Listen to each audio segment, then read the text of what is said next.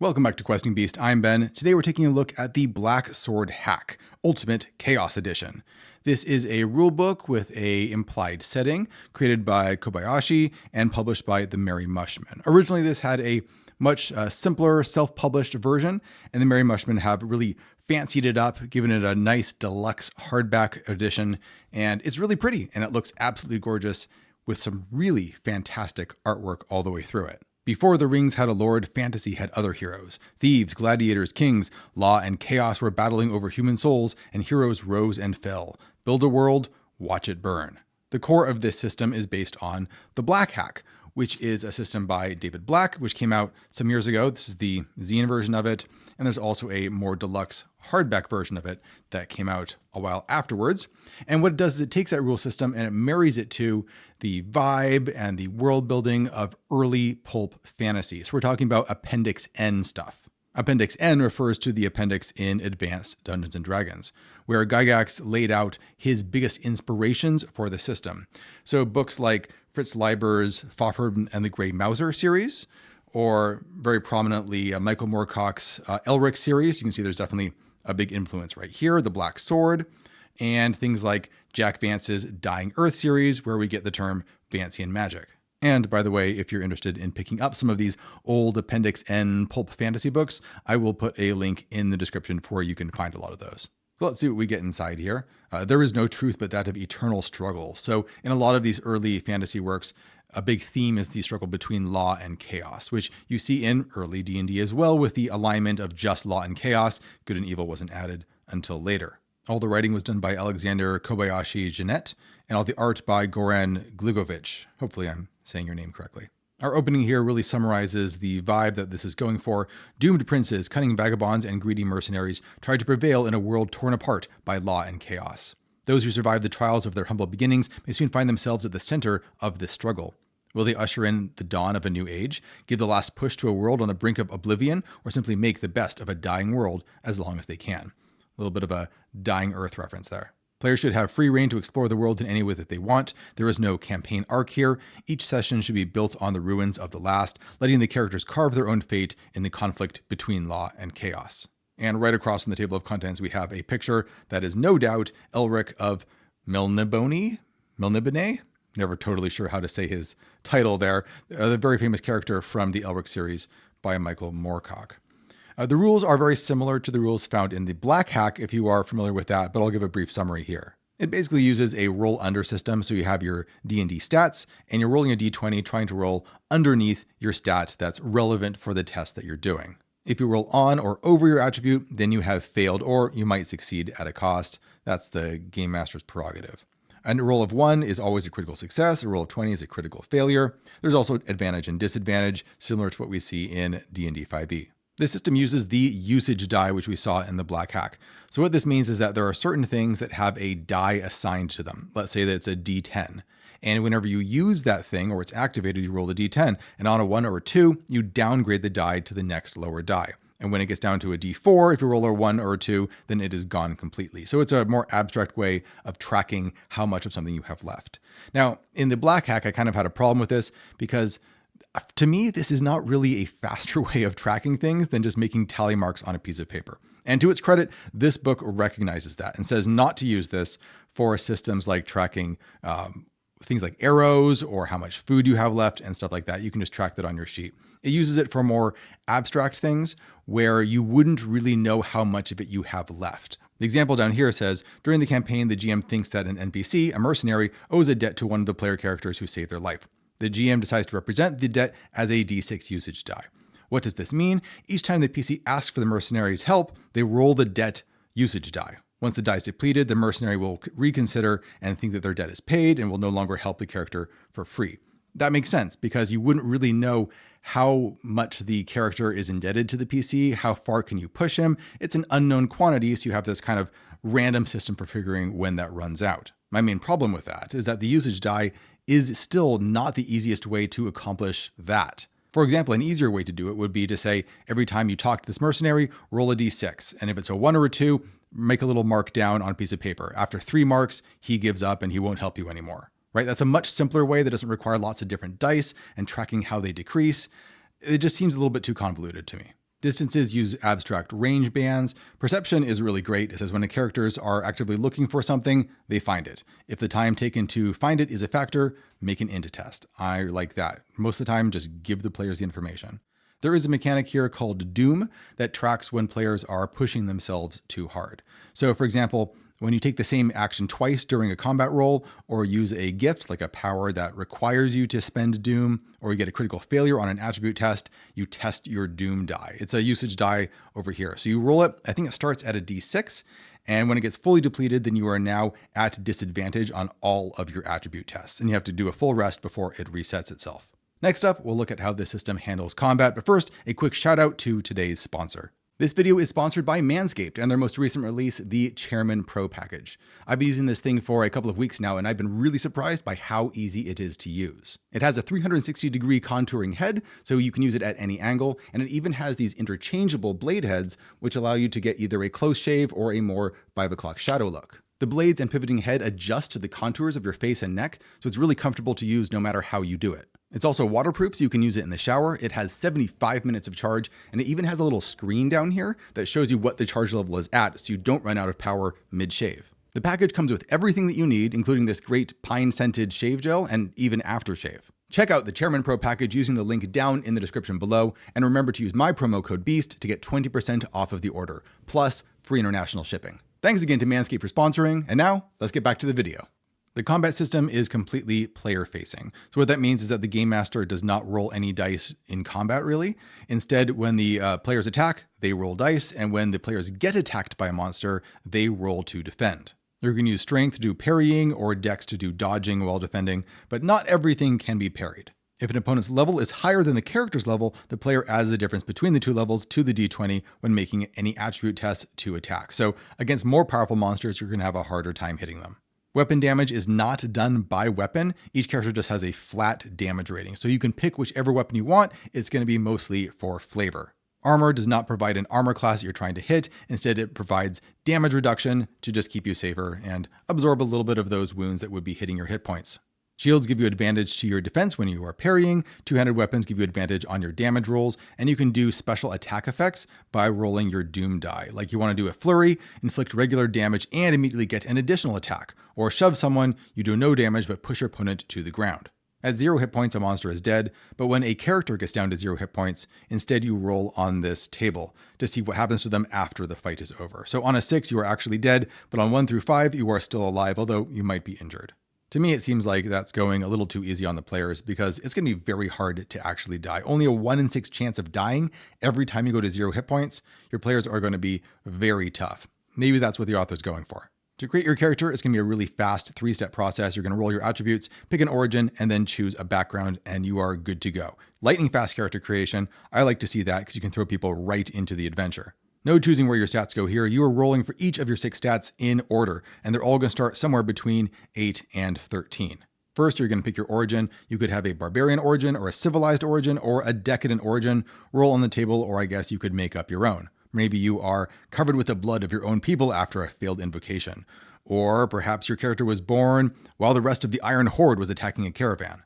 Look at this art, by the way. The art is so good. I don't know how it evokes those early pulp novels so well, but the artist is doing that wonderfully. After you pick your origin, you're going to pick your backgrounds. You have 3 backgrounds. 2 of them are going to be tied to your origin. So for example, if you were a barbarian, 2 of them would have to be from the barbarian list, but the 3rd one can be from any list. This gives you a couple little special abilities that help make your character different. So a chieftain can use their strength instead of charisma when trying to intimidate someone, or forbidden knowledge. You start the game with 4 randomly selected spells. Each of these also gives you a bonus to one of your attributes. So your attributes won't be too bad if you rolled low. You also have to have your hit points, your doom die, and your starting equipment. This says you begin your adventure with a set of clothes, a few coins depending on your origin, and 2 weapons.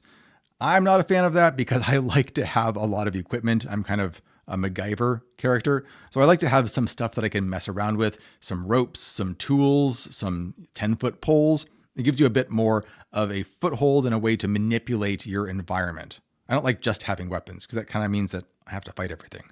We do have our equipment list here with our cost of living, a price list for poisons and drugs, weapons, armor and shields, and our system for getting experience. Each time a character survives an adventure, they gain a story. Write down the title of the adventure on your character sheet or make one up. Characters gain a level once they have a number of stories equal to their current level.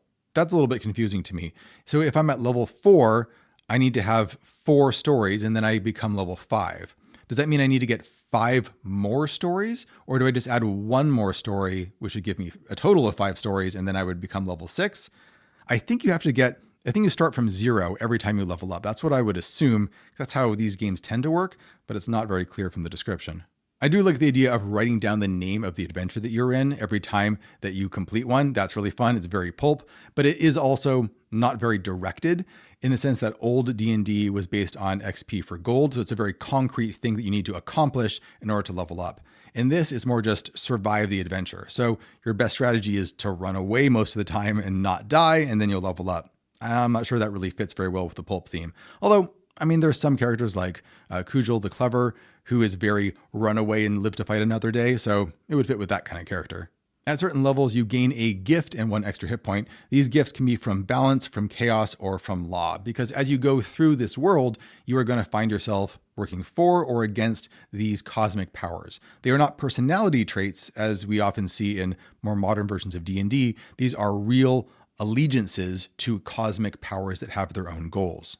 Now, there's a variety of different magic systems that can be used here. So, for example, there are demonic pacts, which is very much in keeping with the Elric stories. There are spirit alliances if you have the shaman background. You can get sorcery if you got the forbidden knowledge background with a whole bunch of different possible spells. You can get ties to the fairy realm and even do twisted science if you want to be a crazed inventor. All of these work a little differently, and it recommends that you don't use all of them in one campaign because it'll make the campaign kind of discordant if everything's in there at once. Maybe pick 1 or 2 and make them really rare so that it's weird and cool when it comes up.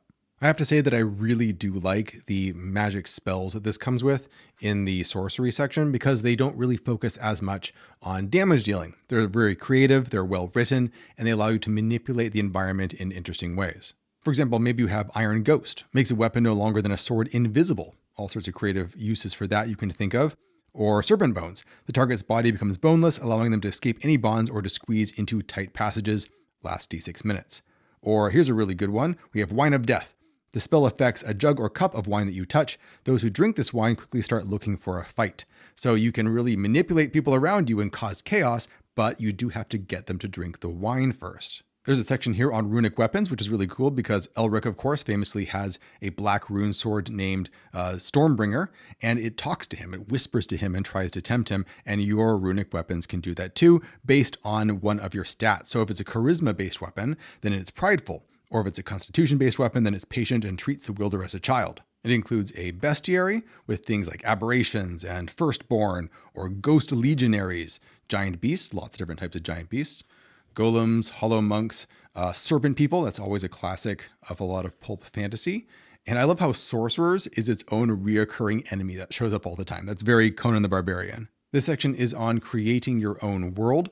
It recommends that you have law and chaos as fundamental forces in whatever campaign you happen to be running. Although you can, change how those things manifest themselves. Got to think to yourself, is the main antagonist serving law or is it serving chaos? What do the law and chaos's troops look like? What are their armies? What are the different kingdoms and factions at play here? And it recommends a number of kind of standard tropes from pulp fantasy, things like a forbidden city or a merchant league, the land of black pyramids, the city of thieves. You see these things all the time in that type of literature, and you can sprinkle those things around your map so you have all the tropes ready to go. And then once you have all of those tropes, there are D6 tables here that you can use to flavor them and tweak them so that they are uniquely yours. For example, if you have the Forbidden City, maybe all noble families must send their firstborn to work as a scribe in the Forbidden City, some refuse and hire adventurers to bring their child back. Lots of different options here for the different factions and cities and locations. And if you want to really take it to the next level, you can always pick up Knave 2nd Edition, which is my book, which is absolutely stuffed with random tables with new city themes, city events,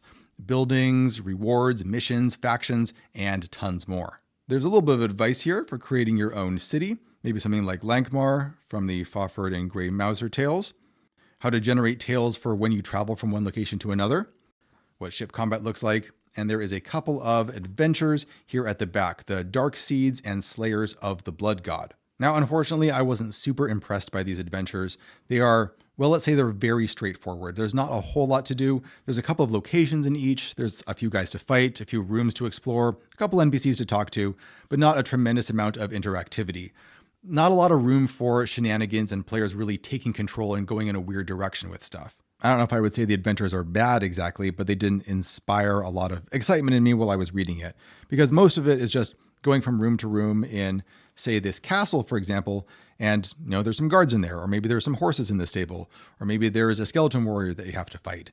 And that's kind of how it goes through most of the adventure. Although one thing that I do like is that if you fail this mission, then the sorcerer in this castle creates this undead legion that marches out and starts swarming the world and causing havoc across the whole land. So now you have a reoccurring villain and a problem to solve on a large scale. So I like that there's a big threat there, although it's not immediately clear how much of that threat the players really know about. I would probably tell them that right at the start so that they know how much danger they're in or how much danger the world is in. There's a short example of a city that you can start out the game in, Heimdallr, Port of the North, with some of the main quarters in the city and a variety of NPCs that you could meet there, just as a good starting location. There's some short, punchy advice in here for running the game, some good OSR principles for people who aren't too familiar with this style of play.